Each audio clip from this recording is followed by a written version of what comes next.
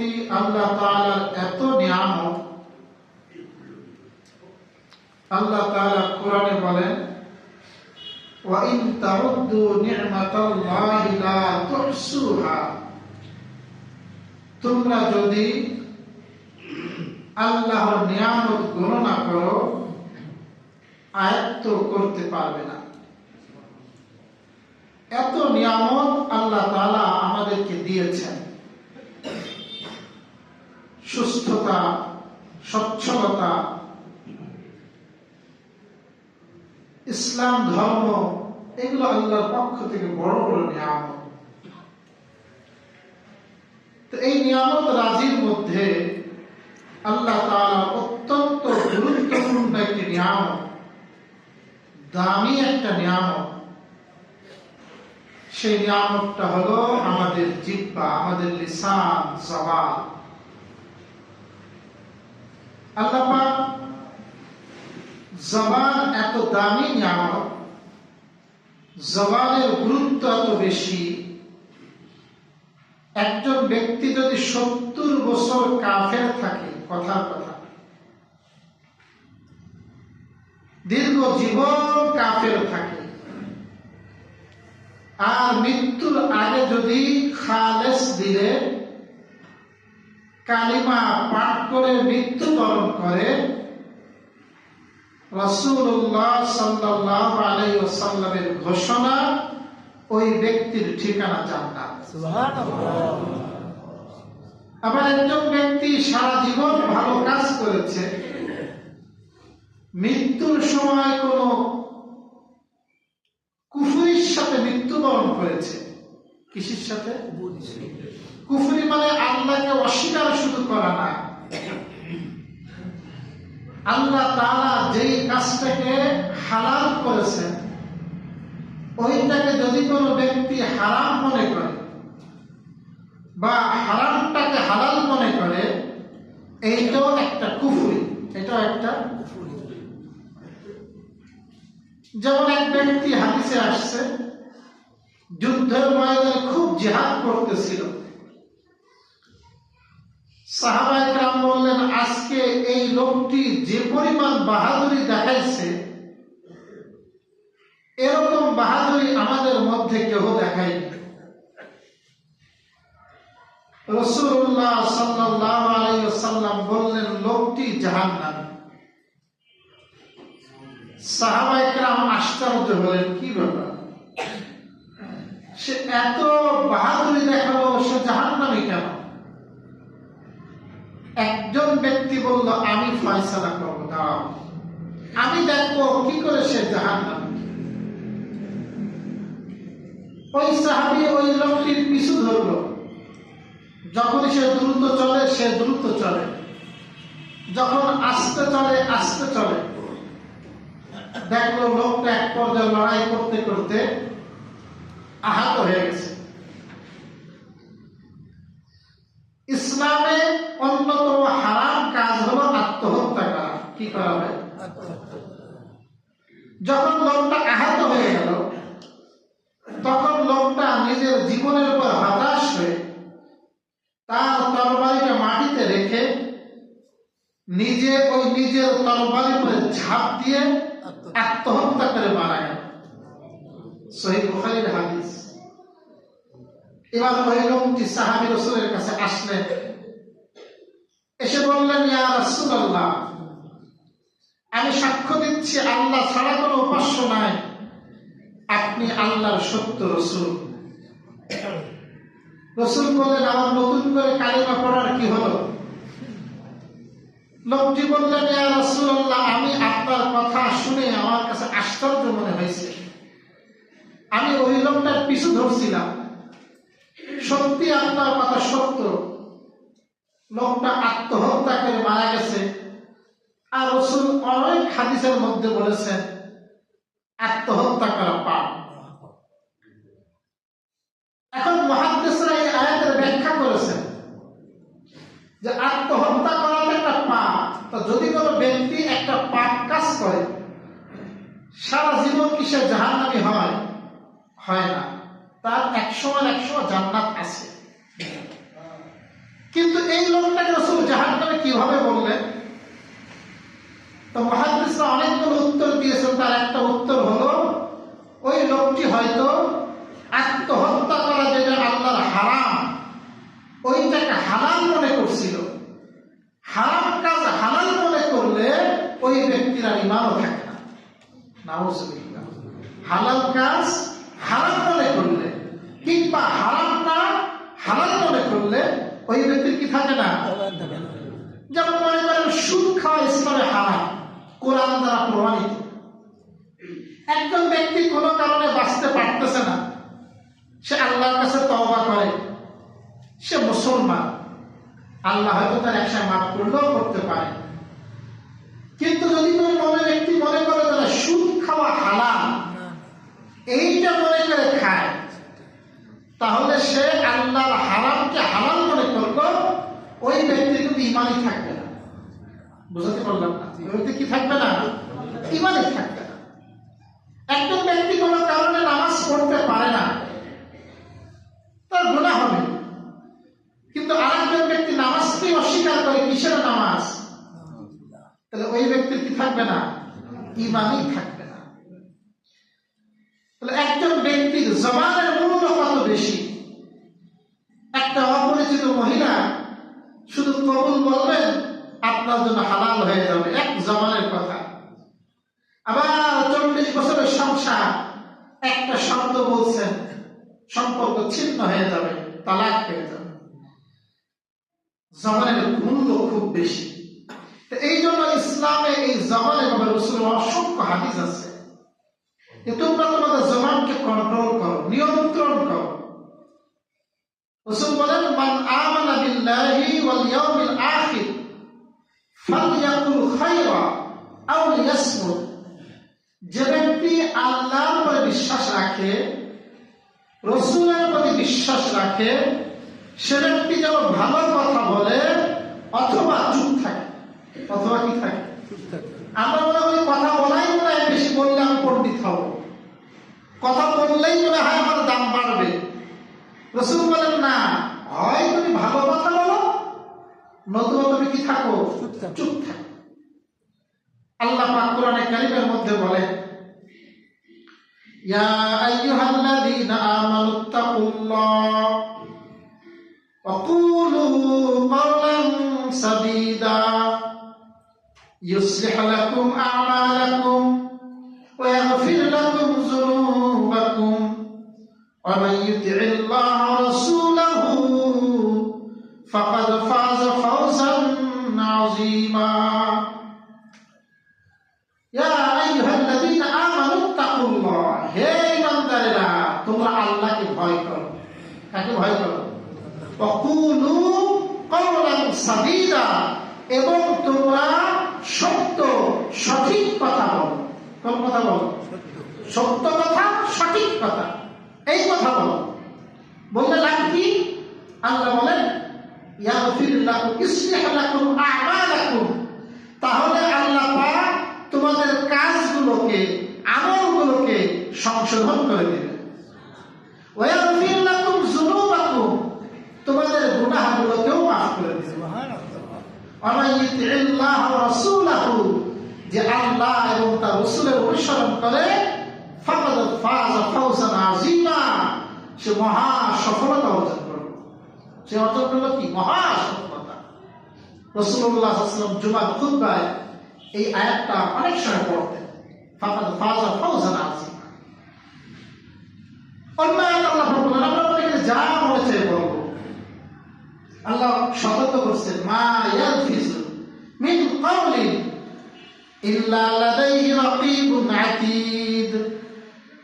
একজন মানুষ যা কিছু বলে সব সময় তার পাশে সদা নিয়োজিত পর্যবেক্ষক রয়েছে, লেখক রয়েছে। আমার প্রত্যেকটা আমল লেখা হচ্ছে, প্রত্যেকটা কথা লেখা হচ্ছে। এখানে যদি কোনো বাদশার লোক থাকে, এখন আপনি যদি মনে করেন বাদশার একটা সমালোচনা করেন, আর জানেন এই কথাটা সে বাদশার কাছে পৌঁছে দেবে, আপনি বলবেন না বিরত থাকবে? বিরত থাকবে যে এই কথাটা বললে তোমার সমস্যা, এই কথাটা বাদশার কাছে পৌঁছে যাবে। আল্লাহ বলেন আমি আহকামুল হাকিমিন, তুমি যা কিছু বলতেছো আমার কাছে কিন্তু সব পৌঁছে যাচ্ছে। এবং কিয়ামতের ময়দানে সব আমলনামা খুলে দেখানো হবে। 2025 সালে তুমি অমুক ডিসেম্বর শুক্রবার ওই সময় তুমি এই কথা বলছো, সব টাইম এবং তারিখ সব এখন তো বোঝা সহজ হয়ে গেছে। মোবাইলে ভিডিও করলে অনেক সময় ডেটও আসে, সময়ও আসে।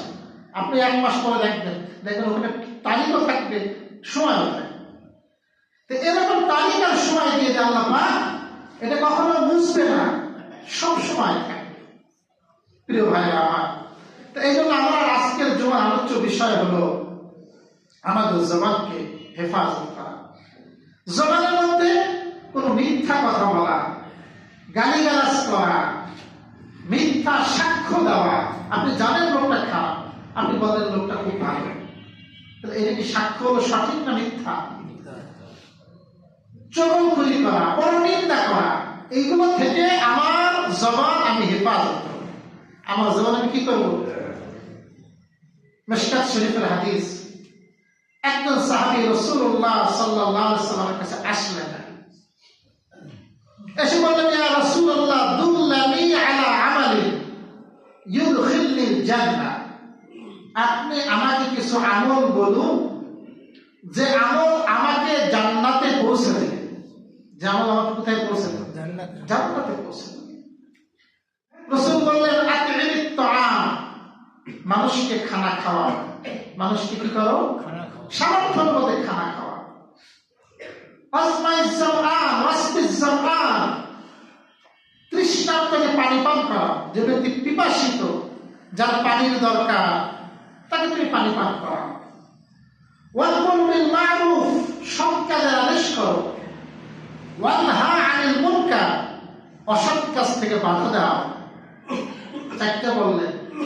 এরপরে বললেন ফাইনাল তুতিক, এইটা যদি তুমি না পারো ফাকুফা লিসানাক ইল্লা মিন খাইর, তাহলে তুমি অন্তত তোমার জবানকে হেফাজত করো। জবান দিয়ে ভালো ছাড়া কিছু বলো না।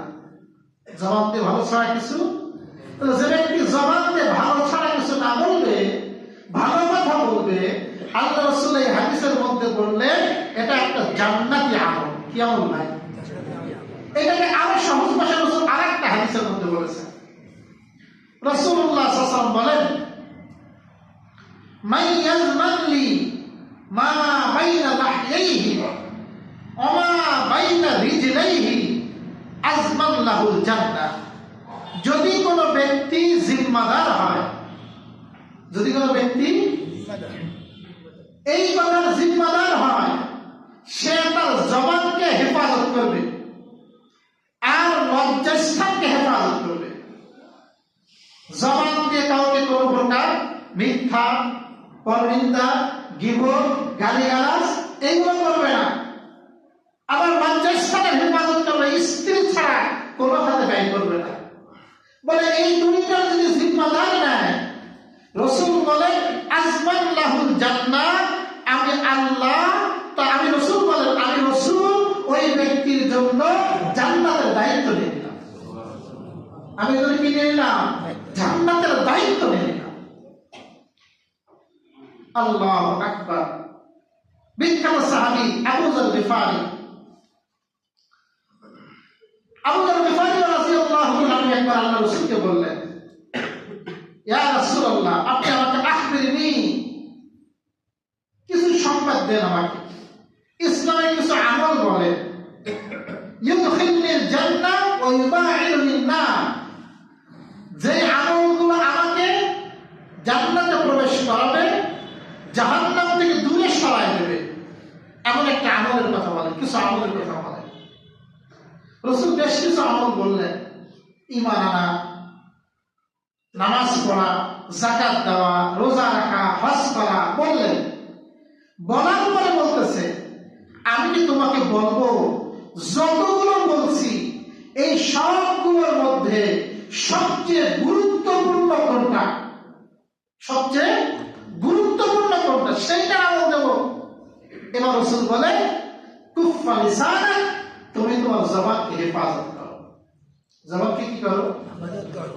সাহাবী বলেন ইয়া রাসূলুল্লাহ, কেন জবানের হেফাজত করতে হবে কেন?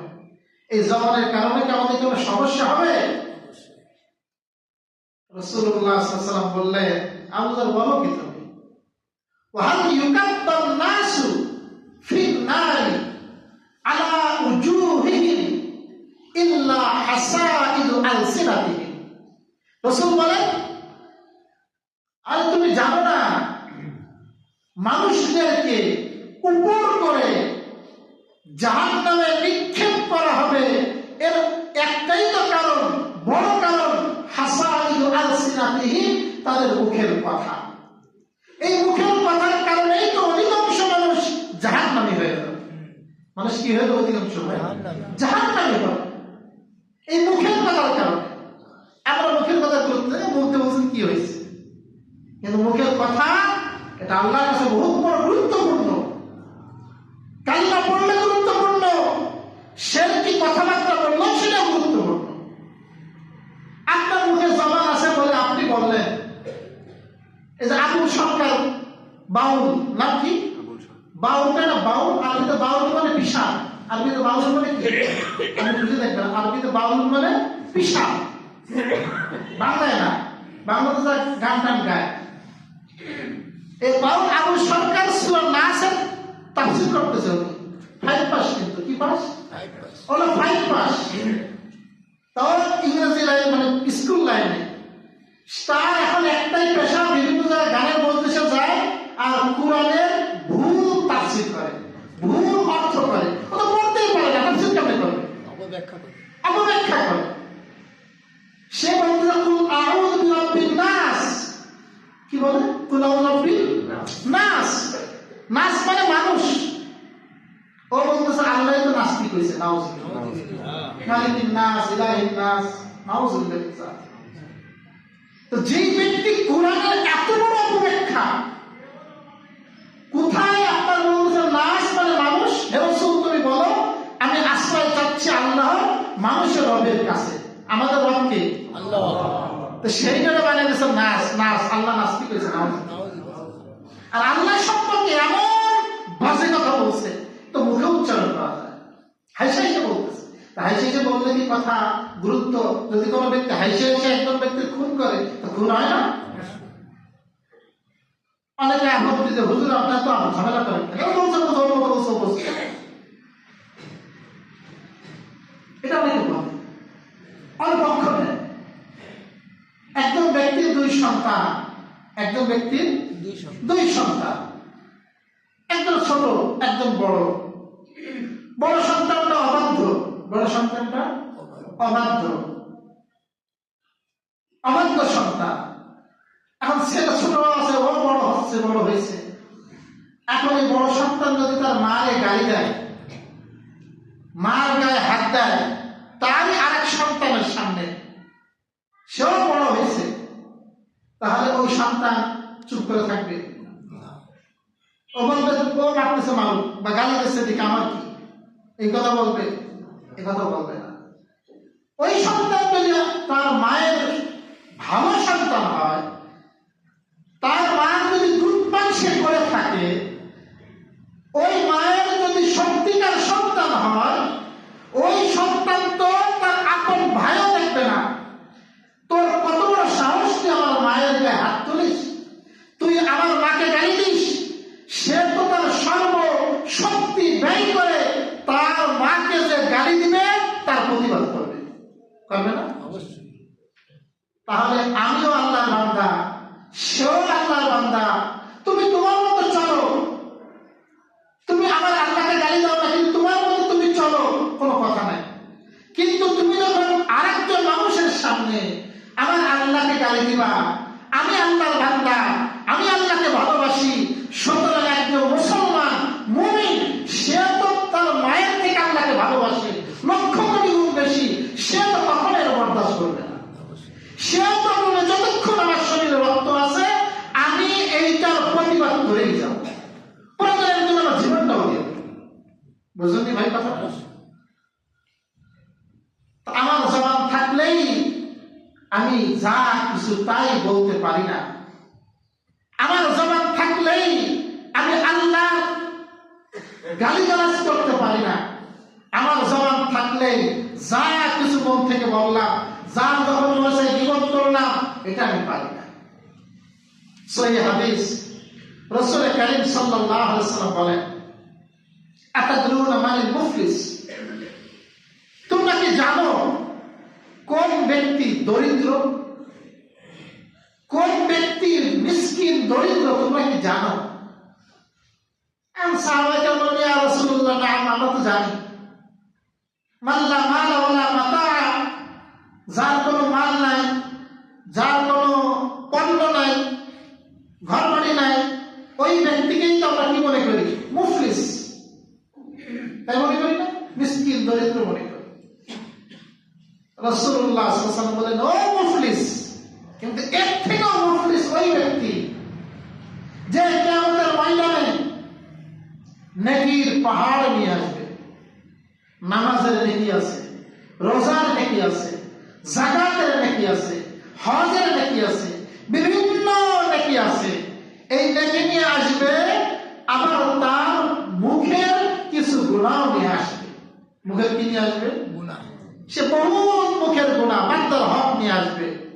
এবার দেখা যাবে কিয়ামতের ময়দানে আল্লাহ সুবহানাহু ওয়া তাআলার সামনে যখন বিচার হবে, আল্লাহর সামনে যখন কি হবে?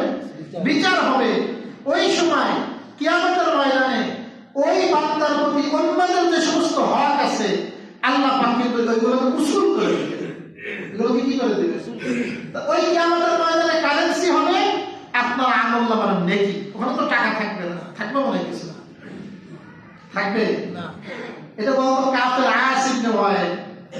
আস ইবনে ওয়াইল বলতো, আমার তো দুনিয়াতে যত টাকা আছে, এরকমটা আমার আখিরাতেও থাকবে, পরকালেও থাকবে।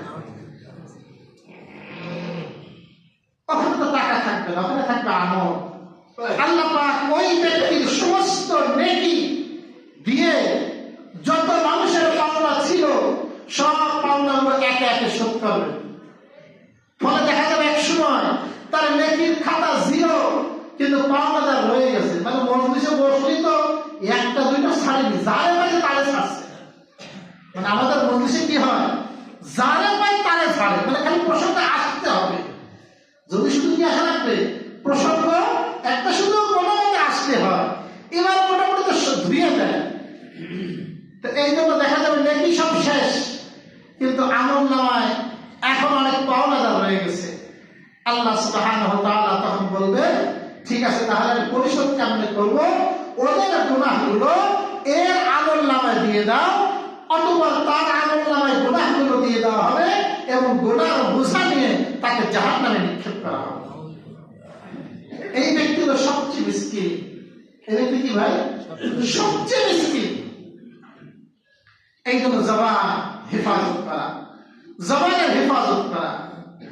মিশকাত শরীফের হাদিস, আল্লাহু আকবার। রাসূলের এক সাহাবী মারা গেছেন, রাসূলের এক সাহাবী মারা গেছেন। এক সাহাবী মারা গেলে রাসূল জানাজায় গেছেন। রাসূল সাধারণত জানাজা পড়তেন। তো এক সাহাবী বলতেছেন, আবশির বিল জান্নাহ, জানাজা হয়তো হয়ে গেছে বা হবে, সামনে জানাজা আছে। ওই লোকটাকে দেখে বলতেছেন, আবশির বিল জান্নাহ, তুমি জান্নাতের সুসংবাদ গ্রহণ করো। নবীর সাহাবী, কত মর্যাদাবান, তো জান্নাতি হয় তো স্বাভাবিক। তো রাসূল বললেন, ওই সাহাবী, আবশির বিল জান্নাহ, তুমি জান্নাতের সুসংবাদ দাও। এবার রাসূলুল্লাহ সাল্লাল্লাহু আলাইহি ওয়াসাল্লাম কি বলে শোনেন, আল্লাহু আকবার। রাসূলুল্লাহ সাল্লাল্লাহু আলাইহি ওয়াসাল্লাম বললেন, তুমি কি বললে? আওয়ালা তাদরি লাআল্লাহু তাকাল্লামা ফীমা লা ইয়ানি, তুমি তাহলে জান্নাত বলে দিলা, তুমি কি জানো না এটাও তো হতে পারে সে কখনো এমন কোনো কথা বলেছে যেই কথাটা অনর্থক কথা, এই অনর্থক কথা বলার কারণে তাকে তো শাস্তিও দেওয়া হতে পারে। তাহলে রাসূলের সাহাবী বলতে এত বড় কথা, গোটা কিয়ামত পর্যন্ত আলেওয়ালা মানুষকে এটা বুঝাইছেন রাসূল, যে আমার জবান আমাকে হেফাজত, অনর্থক কথা ইসলামের মোটেও বরদাস্ত করে না। বরং কিছু যে অনর্থক বলার কারণে একজন মানুষের নেক আমল সেইটাও আল্লাহ পাক সম্পূর্ণ ধসায় দেয়। নেক আমলকে কি করে? ধসায় দেয়। আবু দাউদ শরীফের হাদিস। বনি ইসরায়েলের দুই ব্যক্তি এরা পরস্পর ভাই ছিল, বন্ধুত্ব ছিল, মানে ভ্রাতৃত্ব ছিল, খুব বন্ধুত্ব ছিল। এই দুই বন্ধুর মধ্যে একজন ছিল মুজতাহিদ, খুব আমল করত, আর একজন ছিল মুসলিম, পাপী, ঠিক মতো নামাজ কালাম পড়ত না। দুইজন দুই রকমের। এখন যে বন্ধু সবসময় ইবাদত বন্দেগী করে, ওই বন্ধু একদিন ওই পাপী বন্ধুকে দেখলো একটা পাপের মধ্যে। তখন এই বন্ধু বলতেছে, আকসির, একটু খাটো কর,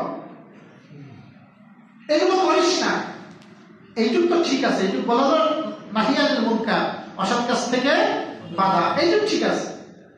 এরপর একটা কথা বলে ফেললো,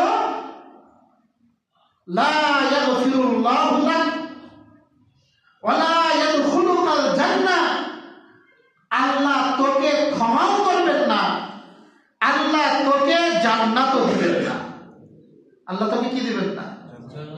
আল্লাহ কাকে জান্নাত দিবেন, কাকে জান্নাত দিবেন না, এটা নিশ্চিত করে কেউ বলতে পারে? কেউ বলে না, কেউ বলতে পারে। আমি জান্নাতি হব কেমন আমি বলতে পারবো না, কিন্তু ও বলে ফেলেছে যে আল্লাহ তোকে ক্ষমাও করবেন না, আল্লাহ তোকে জান্নাতও দিবেন না। লা তাকনাতু মির রাহমাতিল্লাহ, তোমরা আল্লাহর রহমত থেকে নিরাশ করো না। আল্লাহ পাক চান আমরা কখনো নিরাশ না হই। আমার জন্য সবসময় ইস্তেগফারের দরজা খোলা, আমার জন্য মৃত্যু আগ পর্যন্ত মাগফিরাত কামনা করার দরজা খোলা। আল্লাহ তাআলা হতাশ হইস না, যত বড় পাপী হইস তওবা কর, তওবা করলে আমি মাফ করব। কিন্তু এই কথা বলে ফেলছে। এরপর দুই ব্যক্তির মৃত্যু হয়ে গেছে, সহিহ হাদিস, মৃত্যু হয়ে গেছে। মৃত্যু হয়ে যাওয়ার পরে আল্লাহর সামনে দুইজনকে পেশ করা হয়েছে। পেশ করার পর আল্লাহ পাক ওই মুজতাহিদকে, ওই আমলকারীকে বলতেছে, এই তুই কি বলছিলি? আনতা আলিমুন বি, আমার সম্পর্কে তো ধারণা আছে, আমার হাতের কত ক্ষমতা তুই কি জানিস? তুই কেন হতাশ করলি? চিন্তা করে ছোট্ট কাজের কারণে এবার রাসূল কারীম সাল্লাল্লাহু আলাইহি ওয়াসাল্লাম বলেন, আল্লাহ পাক ঘোষণা করবেন ওই পাপী ব্যক্তিকে, উদখুলিল জান্নাহ বিরহমাতি, হে পাপী যা, তুই জান্নাতে প্রবেশ কর, আমার রহমতে আমি আল্লাহ তোর জান্নাত দান করলাম। সুবহানাল্লাহ। আর ফেরেশতাদেরকে বলবেন, এনে নিয়ে যাও জাহান্নামের দিকে। নাউযুবিল্লাহ। মানে একটু কতটুকু বেশি কথা, মানে এইটুকু বেশি কথাও আল্লাহ পছন্দ করেন না। এই জন্য আমরা দেখছি, আমরা বলি যে কথা বলা ভালো। সিদ্দিক আকবর রাদিয়াল্লাহু তাআলা আনহু, ওনার বাড়িতে একদিন ওমর ফারুক গিয়েছেন। ওমর ফারুক যে দেখেন আবু বকর জিহ্বাটা টাইনে ধরছে, জিহ্বাটা কি ধরছে? টাইনে ধরছে জিহ্বা, আর জিহ্বারে বলতেছে, তোর কারণে সব সমস্যা, জিহ্বাটা ধরে টানে। ওমর ফারুক বলে, ভাই তুমি কি করো, কি করো, আল্লাহ তোমার ক্ষমা করো, এরকম করতেছে কেন? আবু বকর সিদ্দিক বলতেছে, সমস্ত ধ্বংসে এই জিহ্বাই তো মানুষকে নিয়ে যায়। নাউযুবিল্লাহ। আমরা যখন চুপ থাকবো, শুধু এই নিয়ে তো চুপ যদি থাকি, চুপ থাকা রাসূলের সুন্নাহ। চুপ থাকা কি? রাসূল কিন্তু বেশি সময় চুপ থাকতেন, প্রয়োজন হলে কথা বলতেন, প্রয়োজন না হলে চুপ থাকতেন। বিখ্যাত সাহাবী হযরত জাবের রাদিয়াল্লাহু তাআলা আনহু বলেন, আমি রাসূলুল্লাহ সাল্লাল্লাহু আলাইহি ওয়াসাল্লামের মজলিসে, রসুলের সাথে বসেছি, 100 বারেরও বেশি, 100 বারের থেকেও বেশি মজলিস আমি রসুলের সাথে বসছি, রসুলের কথা শুনছি। আমি দেখেছি, এত মজলিসগুলোতে দেখছি অনেক সময় সাহাবায়ে কেরাম কথা বলতেন, কিন্তু আল্লাহ রাসূল সাকিতুন, রাসূল চুপ থাকতেন। ইয়াতাবাসসামু, কখনো কখনো মুস্কি হাসতেন, চুপ থাকতেন, কথা কম বলতেন। প্রিয় ভাইরা আমার, ইসলাম আমাকে এগুলো শিক্ষা দেয়। যা মনে চাই তাই আমি বলবো না, আমার জবানকে আমি কাজে লাগাবো। জবানকে কাজে লাগানোর পদ্ধতি হলো আমার জবানকে দ্বারা জিকির চালু করা। কি চালু করা ভাই? জিকির চালু করা। সবসময় মুখের মধ্যে জিকির আনা, লা ইলাহা ইল্লাল্লাহ আনা। আল্লামা ইবনুল কাইয়্যিম আল জাওজি রাহিমাহুল্লাহ বলেন, কিয়ামতের ময়দানে কত মানুষ এমন হবে অসংখ্য আমল নিয়ে কিয়ামতের ময়দানে যাবে, অসংখ্য আমল তার কাছে থাকবে, কিন্তু যখন মিজানের পাল্লায় মাপা হবে দেখা যাবে কি কোনো ওজন হবে না, ওই আমলের কোনো ভার হবে না। এর বিপরীত, কারণ কোন জবানের গুনাহ ছিল, জবানের পাপ ছিল। এর বিপরীত একজন ব্যক্তি যাবে, সে মনে করবে আমার তো কিছুই নাই, কিন্তু সে দেখতে পাবে তার মিজানের পাল্লায় আমল দিয়ে ভরা থাকে। এর কারণ ছিল ওই ব্যক্তি সবসময় তার জবান দিয়ে আল্লাহর জিকির আদায় করত। কি আদায় করতো ভাই? জিকির আদায় করত। এই জন্য আমাদের জন্য সবসময় কিছু জিকির, সবসময় জিকির। আল্লাহ জিকিরকে সহজ করেছেন। জিকিরের মতো সহজ কিছু নাই। আপনি জিকির করবেন, আপনার ব্রেনে কোনো চাপ পড়বে না।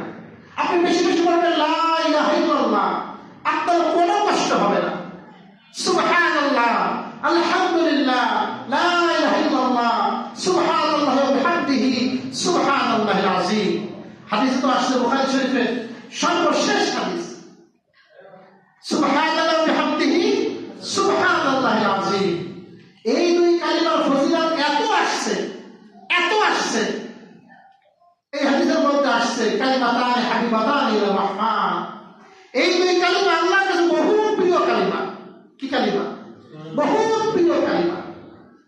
সাকিলাতানি ফিল মিজান, আমার মিজানের পাল্লায় বড় ভারী, বড় ওজনদার। খফিফাতানি ফিল লিসান, জবানে হালকা। আপনি পড়বেন, আল্লাহর প্রিয় হবেন, আল্লাহর ভালোবাসা পাবেন, আল্লাহর মাখলুকাতের ভালোবাসা পাবেন, ফেরেশতাদের ভালোবাসা পাবেন, মানুষের ভালোবাসা পাবেন। সেটা রাসূল শিক্ষা দিয়েছেন। সুবহানাল্লাহি ওয়া বিহামদিহি, সুবহানাল্লাহিল আযীম, সুবহানাল্লাহি ওয়া বিহামদিহি। সবাই বলি সুবহানাল্লাহি ওয়া বিহামদিহি, সুবহানাল্লাহিল আযীম, সুবহানাল্লাহি ওয়া বিহামদিহি, সুবহানাল্লাহিল আযীম, সুবহানাল্লাহি ওয়া বিহামদিহি, সুবহানাল্লাহিল আযীম। বারবার পড়া, বারবার পড়া। আল্লাহর জিকিরের মধ্যে জবানকে জিন্দা রাখার চেষ্টা করা। আল্লাহ রাসূল সাল্লাল্লাহু আলাইহি ওয়াসাল্লাম বলেছেন, যে ব্যক্তি সব সময় জিকিরের দ্বারা তার জবানকে তরতাজা রাখবে, তার জবানের মধ্যে যে ব্যক্তি সব সময় জিকির থাকবে, কাল কিয়ামতের ময়দানে ওই ব্যক্তি হাসতে হাসতে জান্নাতে প্রবেশ করবে।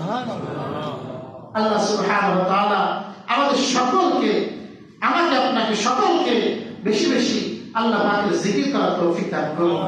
যে কথাগুলো বললে আল্লাহ নারাজ হন, আল্লাহ অসন্তুষ্ট হন, মিথ্যা কথা বলা, গালিগালাজ করা, মিথ্যা সাক্ষ্য দেওয়া, পরনিন্দা করা, এইভাবে যত প্রকার অনৈতিক কথা, এই সমস্ত কথা থেকে আল্লাহ পাক আমাদের জবানকে হেফাজত করুন। আমিন।